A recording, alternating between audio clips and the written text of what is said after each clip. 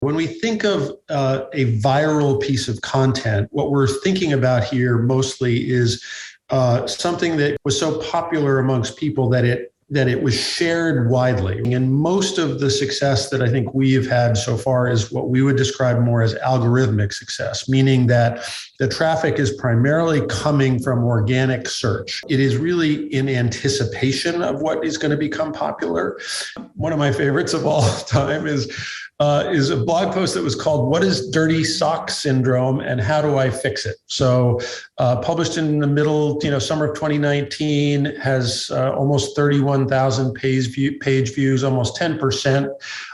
7 minutes and 45 seconds on site. So consequently, just to emphasize, this 90% bounce rate is not worrisome at all.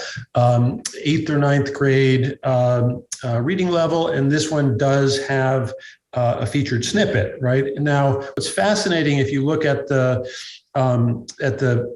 sort of graph, this thing was published in 2019. It got a tiny little blip, and for the bulk of 2020, it just was non-existent, right? It had no traffic, and then suddenly it took off and had a great run over 2021, and a little bit of a dip, and then a kind of looks like it's on the upward trend in 2022. So.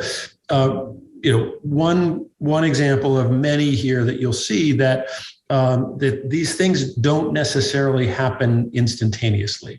The whole idea, we're going back into the lore of how we landed on this concept of let's write about dirty sock syndrome, and lots of people followed us on this one, but we've kind of been able to maintain a pretty high position. To watch this full webinar and a complete archive of all Energy Circle webinars, visit energycircle.com/webinars.